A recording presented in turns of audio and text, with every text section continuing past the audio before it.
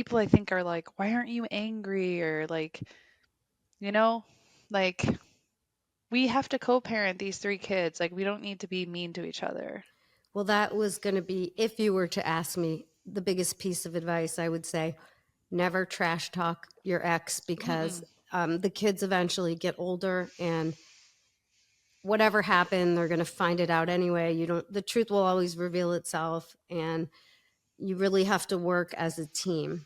Hey there, hot messes. Welcome to Success of a Hot Mess, where we celebrate the art of juggling life's chaos and coming out on top. I'm Stacey Isaacs, your host and resident rock star lawyer, dance mom, and survivor. We're going to dive into candid conversations about conquering challenges, embracing our unique selves, and finding success in the beautiful mess of it all. Welcome to Success of a Hot Mess. We have Jen Gore Cuthbert here today. Jen, why don't you tell us what you do? I am the owner of Atlanta Personal Injury Law Group, and by virtue of that, I'm the CEO and a lawyer, and I am a mom. I have three kids, and I'm getting a divorce. Been there, done that. I'm sorry Seems like to a common theme. yes, unfortunately it is, but I can tell you that there is light at the end of the tunnel. That's what everyone Definitely. tells me. Yes. Where in the process are you? I'm about a month in, Oh, so I'm that's very very early in. But I think with a lot of women, by the time you decide you're going to get a divorce, you've probably thought about it for a long time. right. Still sad, especially with children, but I am living proof that there's light at the end of the tunnel. In fact, I'm on my second husband, but he's also my law partner. Amazing. Yeah, he's an amazing stepdad, and we just celebrated our 10th anniversary. So, See, people like you give me hope. I will say I am not like going around and like trashing my spouse. Like, like sometimes it just doesn't work out. Like I'm not like people I think are like, why aren't you angry? Or like, you know, like we have to co-parent these three kids. Like we don't need to be mean to each other. well, that was going to be, if you were to ask me the biggest piece of advice, I would say never trash talk your ex because Mm-mm. the kids eventually get older and whatever happened, they're going to find it out anyway. The truth will always reveal itself, and you really have to work as a team. Yeah, I genuinely still care about him as a person. And, if there's any sadness, it's definitely sad that it couldn't work out. But like, I'm not a hateful person. Like, I think everyone is going to be happier in the end. And I'm coming to like find out from meeting so many amazing women that like this is a really like common time in a lot of women's lives. I'm about to turn 40 in August. Like you go through this like weird thing. For me, it started happening when I was 38. But between like 38 and 42, you kind of like, I don't know, you go through like a radical change. At least that's the trend I've been seeing with a lot of That's women. literally the age. I was 38, but I had just had a baby. I have a 4-year old. So 2 years ago, I had a 2-year old. Um, and I'm actually like really digging into this topic right now. And like, what is it? It's like this, like, you're coming to like a midpoint in your life and you're like, yeah, like I got to take an inventory. Like, what's going on here? And for me, it was like, how many kids do you have? I have two daughters.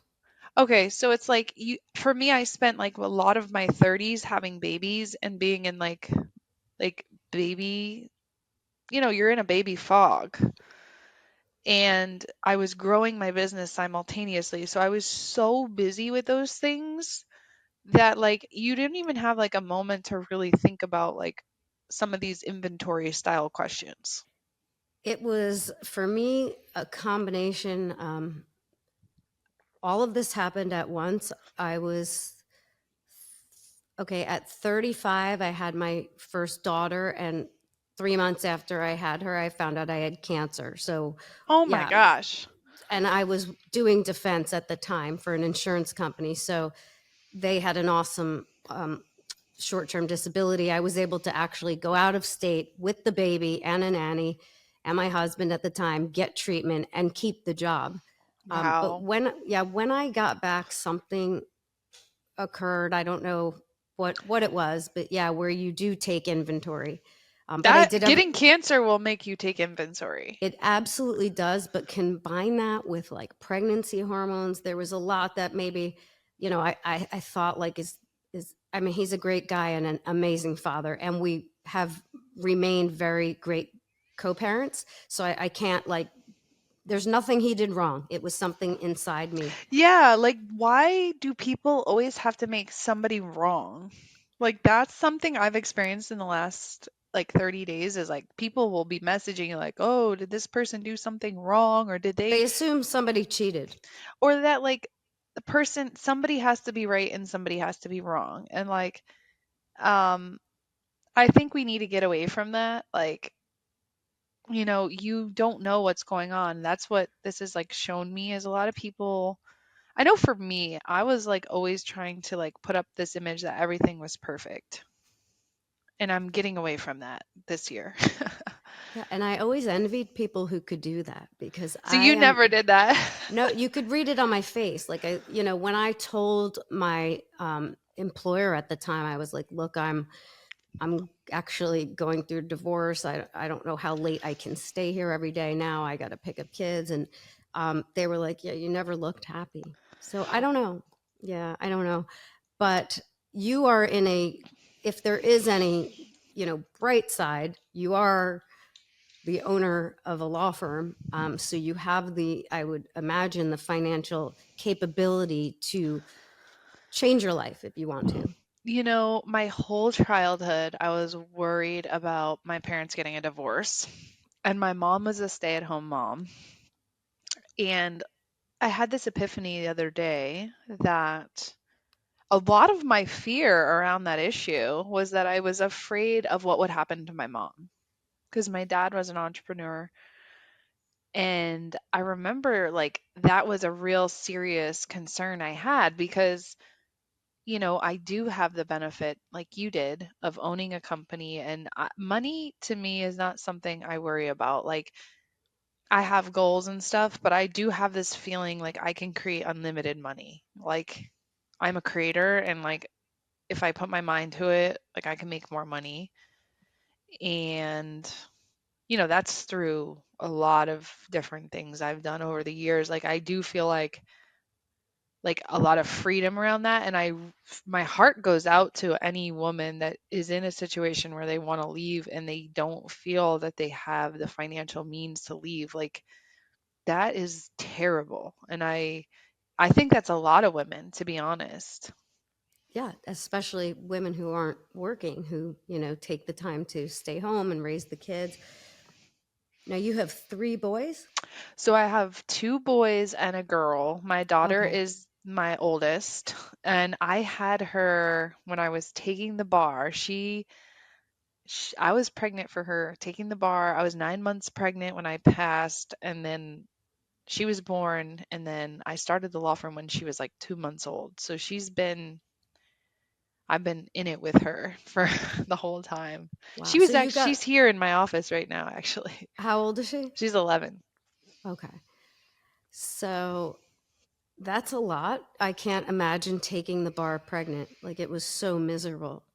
It was. It is miserable.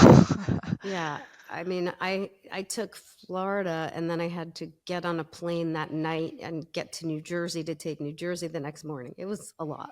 That's Can't very imagine. ambitious. Very ambitious, Stacey. Yeah, because that's where I went to law school, was New Jersey. So I said, I have to take this bar, even though I never practiced a single day there. But um, okay, getting back to your firm though. So I imagine you started with just yourself and a I couple did. cases, or how did you start your own business? So I feel super grateful that when I went to law school, I knew exactly that I was going to be a personal injury lawyer. So when I was in law school, and that kind of goes back to my original story, is I was in a serious accident when I was 19 years old. I was significantly injured. I was in a wheelchair for like between 3 and 6 months. I wasn't a good wheelchair person. This is a car accident? Yeah, I was in a serious accident, and then, I knew this is the work I was going to do. So when I went to law school, that was like such a benefit in essence, because I was telling people this is what I'm going to do the whole time. So I was very active in school. Um, take that. And then I was really active in school. I was the president of the student body. I was a night student and a day student because I worked in a law firm like 30 hours a week in a PI firm all throughout law school. So that to me was like such a benefit because I was so in the Atlanta legal market doing PI by the time I graduated. So I started my law firm, but I felt like people knew and associated me. Like all throughout law school, I was saying, I'm going to be a PI lawyer. I'm working in a PI firm. Like I was very vocal. I mean, I remember just like understanding the concept of branding at that time. And even in law school, I remember I always like dressed kind of like a lawyer. I never wore sweatpants to school. I wanted people to like see me and think she's a PI lawyer.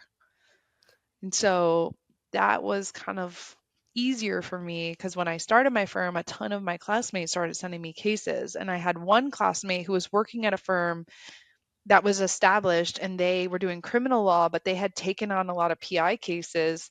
And she called me and she was like, will you like be of counsel? So I kind of started out like helping that firm, getting my firm off the ground. Sounds like you were always ambitious. Were you like this in high school?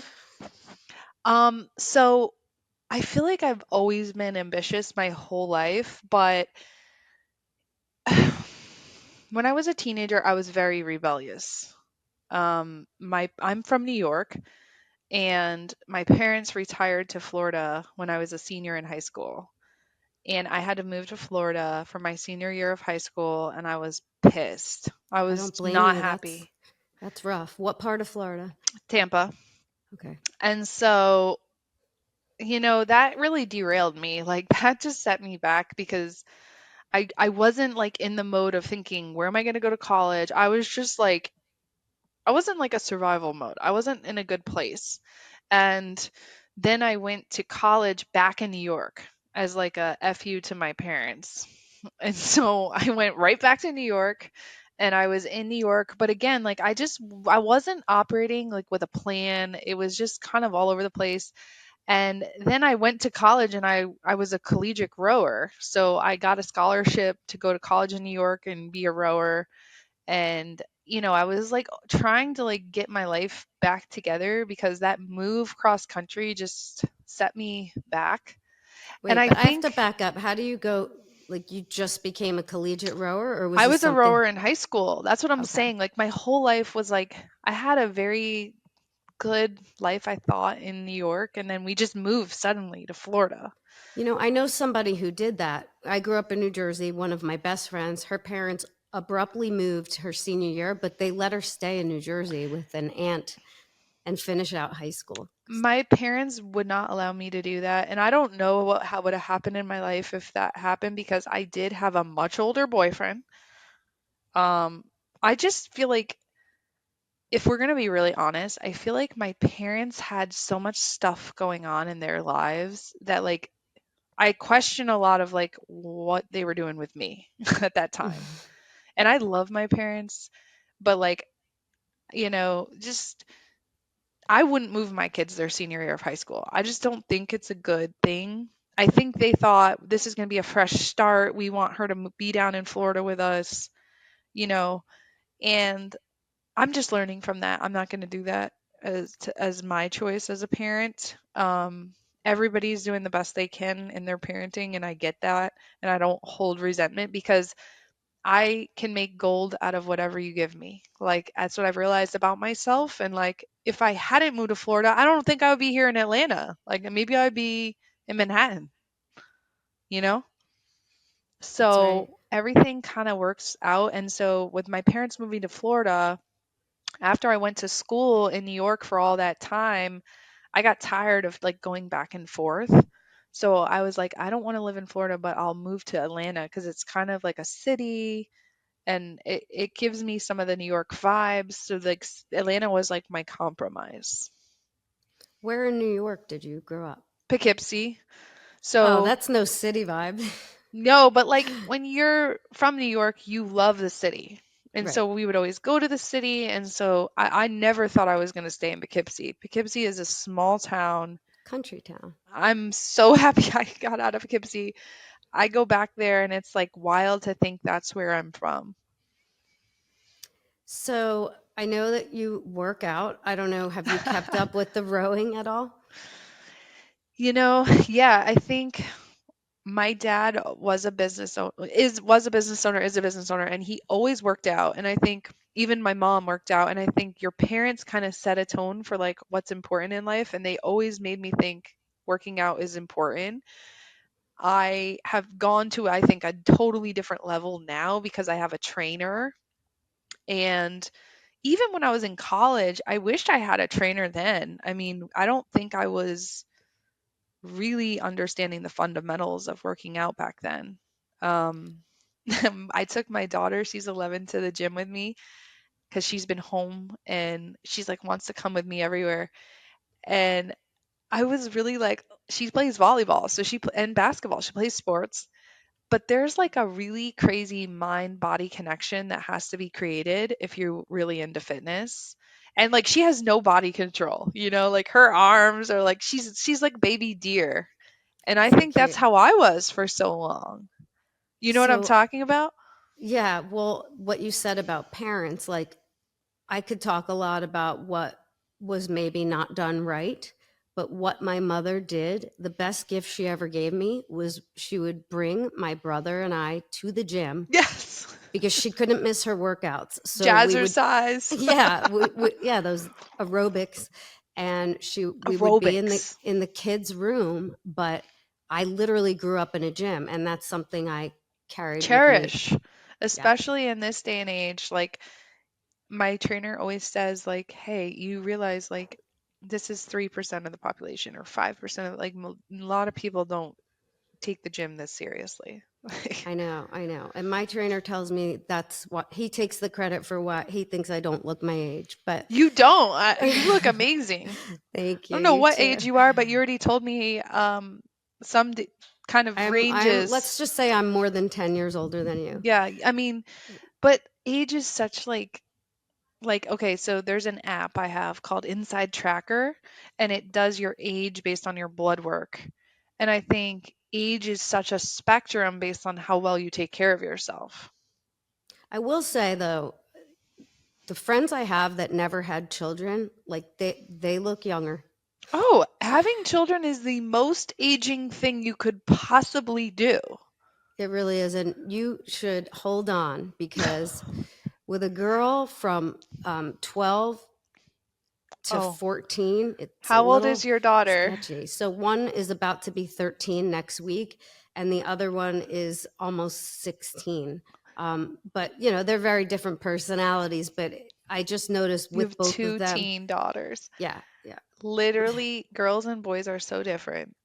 My daughter, she's 11, she's like crying last week for something and she's going, I don't know why I'm crying. And I'm like, hormones. it's hormones. And like, I'm telling her that. And she's like, don't tell me that. That's horrible. And I'm like, it's the truth. And like, seeing it. And then I put this like meditation thing on her, and like, she was able to like regain herself. And then she was like, oh my God, that was so embarrassing. I don't know why I was doing that. And I was like, you lost your mind for a moment, but it's Hey, okay. I've done it. I'm sure you've done it, right? I always tell her it's natural. It is. I say to my friends with boys, I'm like, I think I need a boy. Like, yes, I'm now in my 50s, but like, I could adopt a boy. Like, The I see the boys are boys with their low moms. They're key. so loving. They love you. My sons think that I walk on water. Yeah, I I can need do some no of that. wrong in their eyes. You ever see a man with his mother? They just like my daughter kind of like tells it to me straight, and the boys like totally overinflate me. I think I need one, but I mean, I have a male dog that's going to have to suffice for now. And even he prefers my husband, but daughters are the ones that when you get older, like they will take care of They will you. take care of you. She's gonna be my ride or die. Like, we go out and do girls things. I'm so glad I have a daughter. And Like, it's come like full circle. I mean, I had them a little later in life, so I don't see when they're 21 us like partying together. But my hobby is I sing in a cover band.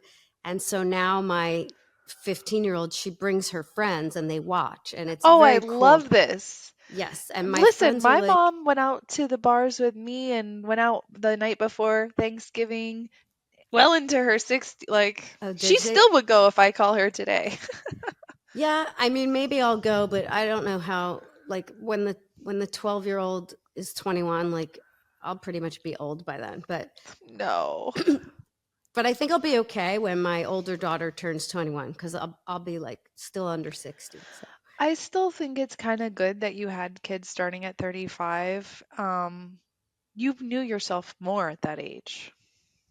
I did, but then I had the whole like, who am I? Divorce.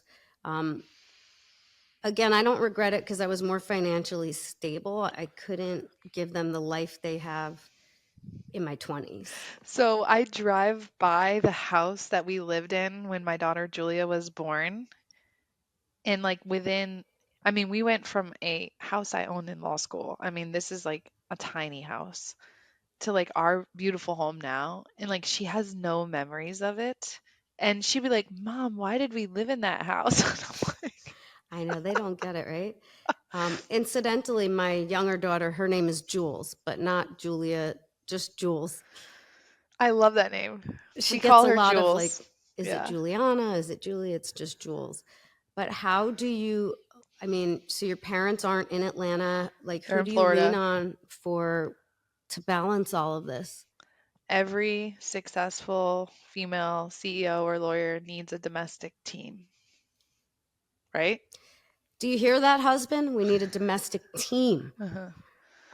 like a Yeah. nanny, or what do you have? Nanny, housekeeper, executive assistant. I'm thinking about now hiring a handyman. Wait, tell me about the executive assistant because that I don't have. Like to make the calls, like when you have to travel or To stuff like me, that. well, you could kind of gauge them as like a personal assistant too. It's like a personal assistant more than like, because in the law firm, I have a lot of support, but I would say personal errands, I don't want to do those. I don't want to do returns. I don't want to wash my car. I don't want to take my car to get serviced. I don't want to do my dry cleaning. I don't want to do my laundry. I love this There's a lot idea. of things I only like to do a few things. Right. And it's like working out or, Hang out with my kids, yeah, I'll do, working. yeah, like parent teacher conferences, stuff like that. But yes, I still have to call an airline because they lost our luggage. And No. who has time to And sit then you're and, sitting there, yeah, it's super time consuming, like planning birthday parties, getting all the stuff, buying birthday gifts, managing my personal calendar, just dealing with this kid's school emails. oh, yeah, and homework. I Homework just is, forward all that. yeah. So Um, how many employees do you have at the at firm? the law firm, we have about 40. So that's like what we have, but I think it's very impressive that it's just all you. Mm. You know, I am so grateful I've hired people that are smarter than me. Um, One of our lawyers is a lawyer that has been doing litigation for 25 years. She was somebody I looked up to when I first graduated, and like I've somehow convinced her to come work here. Um, our operations director has been in the personal injury field for 30 years. She's a heavy hitter. Um, I'm I don't know how, like, I'm not the best at all these things, but I have a really big vision and I can make things happen, but like there's a lot of people on the ground here that are incredible. Is it hard to believe, like when you think back to when you were in law school saying, I'm going to be a personal injury lawyer? Is it hard to believe you now own a firm with 40 employees? You know, I I really did have a big vision back then even, but you do have to like stop and say like, wow, I used to pray to have what I have now.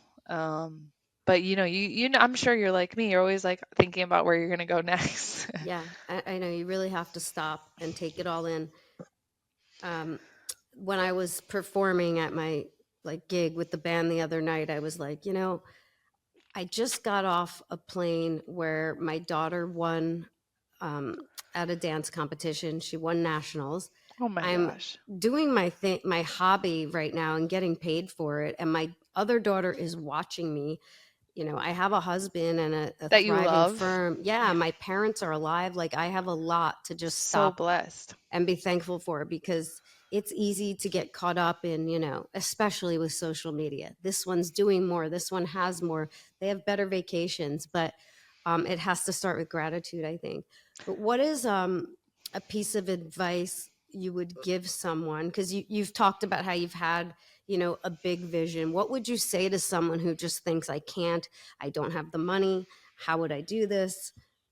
For anything, any type of business, not necessarily law, but for a woman who wants to be something.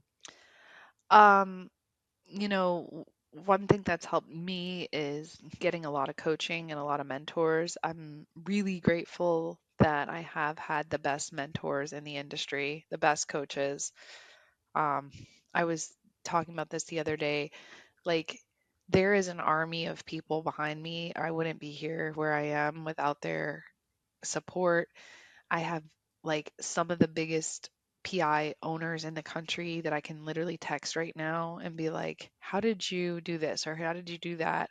And I pay a lot of money. Like, I'm put my money where my mouth is. I pay and show up and beg these people to be my coaches and listen and put my ego to the side. And like, you want to find people who have the results you want and study them and put your own spin on it and be a lifelong learner. Like, people think you get out of law school, you're done. Like, I've been in like heavy intensive learning for the last 11 years. Um I make a lot of mistakes, and like, you have to be willing to make mistakes and get back up to bat and take another swing, like over and over and over again. Yes, that's definitely true. Are there any books that you swear by? Anything, related, motivational books that people could grab? Yeah. So my license plate is mindset, and I think your mindset is like the key to your unlock. So many people, like, even when they say like, I don't have the money, I didn't have the money on the first coaching thing I went to. Like, in my mind that felt unreasonable. But I'm very willing to like take a risk. I think I have a high risk tolerance and I've built that up. And the book Think and Grow Rich is like one of my originals, and that book was written almost 100 years ago, but it talks about like the most successful people in the world were studied at that time, and it was mostly all men. Is that Napoleon hmm somebody? Napoleon Hill. And basically there's like a very like boiled down several principles that it takes to be really successful. And you can study success. I mean, you go to Tony Robbins, you can go to David Nagel. He's been my mindset coach. There's so many times when I felt stuck and I couldn't go forward, and I had to rely on calling so many of my mentors and coaches and being like, I'm stuck, like, help me. And um if I didn't have like those, I mean, I feel like I've you have to manifest these resources, like, you have to get these people. But once they're in your life, really need to rely on them to help guide you out of the levels that you're at, because we're all breaking through and going to new levels. So Think and Grow Rich is one. I'm a big Audible. I listen to tons and tons of books and podcasts. What about you? Do you have any recommendations? Recently, and this was a recommendation by someone else I had on the podcast, but it was Dave Goggins' book. You Can't Hurt Me. Yes, I found that very inspiring. I also, have read all the law of attraction books. I think one of them was the Think and Grow Rich. Louise Hay has some books. I Amazing. Louise Hay, How to Heal Your Life. exactly That book goes back to how all diseases are attached to like different pains and things you're resisting in trauma. your Yeah, life. I am currently reading, but it's a big one. Is the medical medium? I don't know if you've heard of him. He Mm. was big on social media with the celery juice um, cleanse, but he's all about, when you cannot find any answers from conventional medicine, for these ailments we have, like daily headaches or whatever it is, it's usually, it could be like toxic heavy metals from our Oh, perfumes. yeah. So now I'm kind of delving into that, but I am big on, how emotional trauma can manifest as something physical. Well, and you know, we started off the discussion here about like divorce or ending relationships. Like, if you avoid things, whether it be leaving a relationship that's not working anymore, or you avoid not dealing with your problems head on, whether it's, you have a health issue and you're avoiding it or whatever, these have like costs. And like you can't run away from your problems. You have to deal with it or it will come out in other bizarre ways. I agree 100%. And this may be too personal, but I'm just curious, did your success, was that a factor for your spouse? Was he unable to deal? So many people have asked me that, and like outright, I would not say yes because he has always been so supportive of me, even when I was in law school. And like, again, I always thought that he was a big cheerleader of mine. But I do remember like going to mindset workshops and going to all these like you can go to business workshops, but then you can go to mindset and success workshops. They're totally different. They're about the thinking that goes into the decision making because we can give you all this tactical things in the world, but if the mindset isn't there, you're not going to make the decisions that, require risk. Right.